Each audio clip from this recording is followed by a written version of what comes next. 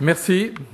Je vois que c'est un peu difficile de venir juste avant l'apéritif, après un débat animé et parlant en français et en plus de recherche. Laissez-moi de vous dire quelques mots sur le rôle de la place scientifique suisse dans le domaine énergétique. Mais d'abord, si on prend... Où est-ce que j'arrive? Forward. Où est-ce que je... How do I put... Voilà. This one? Il ne marche pas.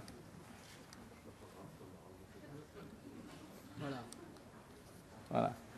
Laissez-moi juste peut-être prendre une vue un peu stratosphérique et d'essayer de voir quels sont les grands problèmes du XXIe siècle. Je crois qu'il y en a 4. Le premier, la santé, et surtout l'accès à des services abordables et fiables.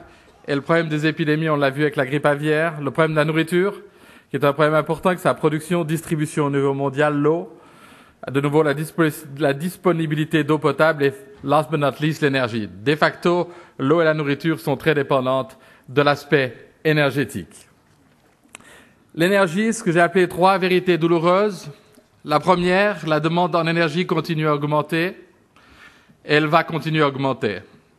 L'approvisionnement en énergie ne pourra pas suivre et les stress environnementaux augmenteront en conséquence. Donc il est essentiel de tenir compte de ces 3 vérités pour créer un avenir durable, même si cet aspect est un peu pessimiste. La première raison, on a peut-être des fois tendance à l'oublier lorsqu'on pense simplement à notre pays, c'est l'explosion démographique. Nous serons plus de 9 milliards sur cette planète aux alentours de 2050, avec 2 continents qui vont augmenter massivement, l'Asie avec 5,5 milliards d'habitants et l'Afrique qui va passer au-delà des 2 milliards. Et de facto, c'est un peu un cercle vicieux avec l'amélioration de la santé. De facto, nous avons une étape de croissance et que celle-ci va devoir être maîtrisée, mais elle sera énergétiquement coûteuse. L'électrification du monde, quelques exemples, probablement vous avez déjà dû en voir ce matin. Ça m'a toujours frappé qu'en 30 ans, nous avons augmenté de plus de 300% notre production d'électricité.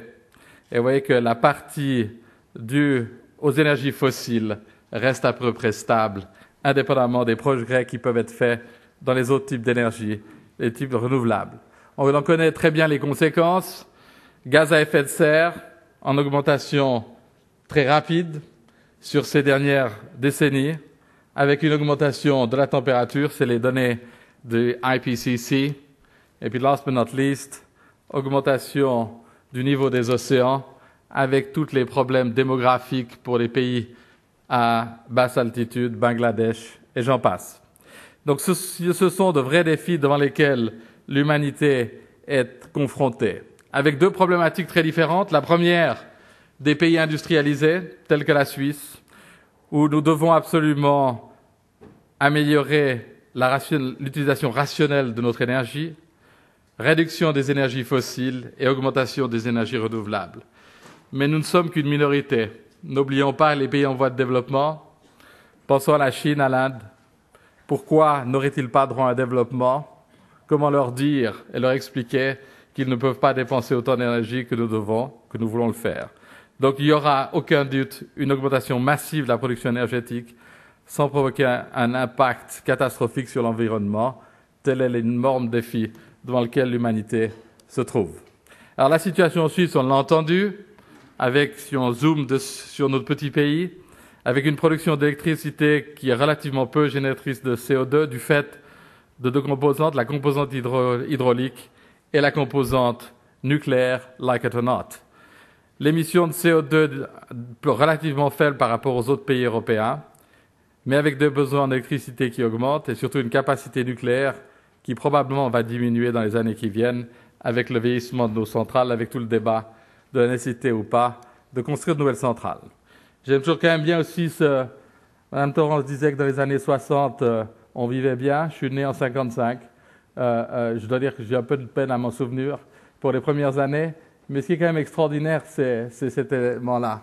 L'augmentation des utilisations des énergies fossiles, qui est un élément quand même, un changement culturel majeur que les pays industrialisés voient.